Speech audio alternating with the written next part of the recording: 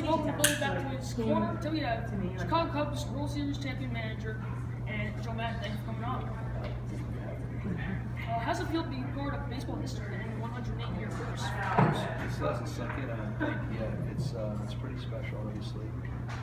Just talking to Danielle about it. The last play ground ball with their KB to Riz, really, that's a surreal moment in one's life that it's really hard to describe. I think it's going to sink in. I'm 62, maybe by the time I'm 82, I might figure it out. Joe, what does Yogi mean to you? Yogi, gosh. Well, my dad, I mean, growing up in Pennsylvania, all the Yankees, my dad and I was really like the Yankees, and of course, Yogi Berra, my dad was at the time. So it started with that, Rizzuto, Berra, all those guys. In 2006, I got to become the manager of the team to make double games. So one day I asked him, you know Yogi? He started laughing. And so he started imitating Yogi's voice and how he talked. And he said, we want to go out to dinner. So he set up dinner with me, Yogi, Zim, and Mike Quitcher, my pitching coach. We were over at a little restaurant in the Tampa Bay area. And that's the first time I got to sit down and talk to Yogi. Now, look at this picture right there. There really is some resemblance to my pop. It really is. We always thought about it in the family. So when I met him, I said, you have to understand, he took my dad a little bit too. I think that might have resonated with him. So we hit it off immediately, and from that one dinner, that one day, anytime we played the Yankees, I was sitting at the visitor's manager's office in the stadium, and we just sit there and talk. And the thing that stood out, every time I spoke with him, like say it's a May, I come back again in July, he remembered everything about the conversation. So eventually I invited him and Zim to come to my program in Pennsylvania, running the Hazelton Immigration Project. We needed some celebrities there to kick it off. And Zim showed up for the first event, and it was fabulous. So, you know, he's just the Yogi, Elvis, Ringo, just those dudes throughout history that have one name, and you know, it's after you're talking about, it's definitely one of those guys. Humble man, again, just a lot like my dad. So I think it really began with the similarity between my father.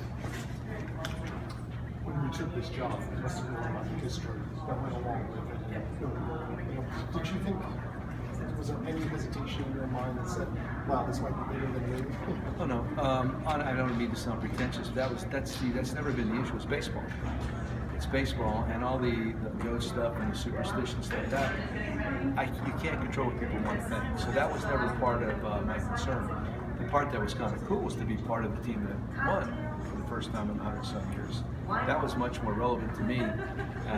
It's almost like when I got my job with the Devil Rays, I always wanted to become a part of an expansion franchise because I thought we could really put your mark on that group, and it's never done anything before. So going to the Cubs, even though there's a wonderful, rich tradition, having not won a series in 100 years, there was also that ability possibly to put your mark on that situation. So that's really what the lure was. It had nothing to do with breaking curses or goats or whatever. It was more about being part of a wonderful tradition, a wonderful fan base, a tremendous city, and then finally seeing if your thoughts, your philosophies actually do work, and they did. Besides winning World Series, what is one of your other memorable moments from this year? Besides winning the World Series, more recently, we celebrated and my wife and I celebrated an anniversary on November 8th. As we purchased the Dodge Hellcat Pump Crazy, that was kind of memorable too. I like that cars. Yeah. 700 horsepower. But beyond that, let's see, in Chicago itself, I'll tell you what's okay. The thing that everybody they talked about that last game, the game against the Giants in San Francisco, the night we won, we were losing and won in the last inning.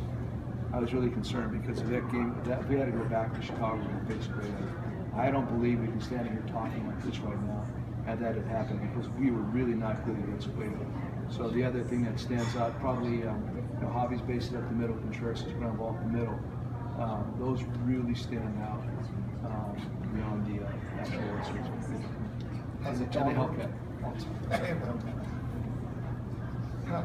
dawned on you yet that you're the guy who brought the World Series to the Cubs? I'm not there. I mean, of course, it's true in the sense that I was there, but I don't know. there's a part of me that just doesn't permit it to filter it or think about it in those terms. We all did, and I just happen to be the steward at the moment. Yeah, I don't know. I've only been out in public a couple times since this has happened. After we won, we stayed in the apartment for 2 days, then we drove the RV from Chicago back to Florida. And then a week and a half ago, I went to Lafayette, where I went to school for the Lafayette football game. I got pretty much bombarded there. So that's the only, this and that time are the only 2 times I've been out. I think once I get back to Chicago, I'll understand where I've gotten to be good friends with Coach Ditka, and I know what he's gone through. So I think it's going to have some kind of, that kind of comparison. But regardless of how that all plays out, I'm just happy and feel fortunate to be part of it. Has there been a surreal moment with the family, maybe, at a rest stop with that RV or someone coming out? Oh, they all, I mean, everywhere we go. I mean, it's really been exaggerated, being identified everywhere. I mean, grocery stores, lines anywhere, airports, of course, everywhere. Gas stations. It doesn't matter. I mean, everybody. You finally realize how many people actually watch those things. And so now it's pretty much impossible to go anywhere. The guy on my gym trusted you for Halloween. I saw there was a lot of that, very complimentary, invitation, maybe sincere form of flattery. A lot of kids your age too. So I think that's great. I mean, it's again, it's very flattering. Like I said, I think I'll really understand all this a couple years from now. So Chapman, being such a big player for you in the World Series, how hard are you fighting from that? I really can't. That's not in my purview. That's up to the GM. I mean, of course, Theo knows how I feel about him, but I'm really good about not trying to do anybody else's job. It's obvious. We all want to have Chapman. We want to have him. The Yankees want to have him. The Mets would like to have him. Everybody would like to have him always Chapman. But then how does it all fit within the scheme of what you're doing? And so that's up to Theo's wonderful, Jed Ware's wonderful.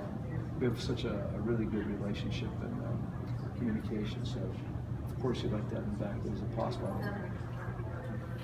National League is very young, some of those top contenders. You might see San Francisco the next few years, the Mets, the local team. I mean, what do you think this National League might be a dogfight at the top the next few seasons? Well, it is. The teams that were there this year are definitely going to be back again next year. Yeah, the Mets, the Dodgers, the Giants are going to get back right in there, I believe. Tell you the team that I think to keep an eye on is Milwaukee. People don't even know. I like Milwaukee a lot. I like their pitching a lot. They bothered me a lot last year. I think Milwaukee's better than people realize. If you want to look for a little sleeper group. Last year the Diamondbacks had a tough year, but I really liked them going into the season. Pollock got hurt early on, and then they struggled. But there's a lot of really good teams out there, and from my perspective, from our perspective, our division, Cincinnati had a tough year. We played well against them, but they're not far off. St. Louis is good, Pittsburgh. So we played in a pretty tough division. In general, you're right. I think the National League is kind of exciting right now for a lot of really young players. But I still believe that next year you're going to see a lot of the same familiar faces at the top, I believe.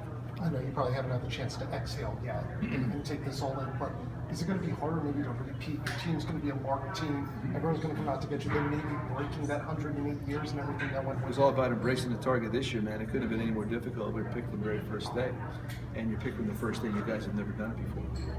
That's pretty hard. I fully well expect to be the target again next year, and from the first day of spring training, I try to get it across to our guys. Don't you want to be? Wouldn't you want to be the target? Don't you want pressure? Wouldn't you like the highest expectations there are? You gotta process it properly. You don't want to be. You want to be in that situation. So, but then how do you then process it? And I thought we did a great job this year because our guys are young and inexperienced. I'm telling you, people have no idea. Yes, we have a target. It's a big one. It's gotten bigger, but you should really want to be in that situation. What's one thing you're looking forward to next year? One thing I look forward to next year, having Schwarber back. Having Schwarber's back the whole season would be kind of fun. Not looking forward to probably not having Dexter. Dexter is really big. Looking forward to, I'd say, Schwarber. And then just to see how we go about the business. I'm just trying to figure that part out more than anything. But I'm looking forward to having Kyle back hopefully for the whole season. What advice would you give to a younger player? A younger player, for me, respect 90. What that means?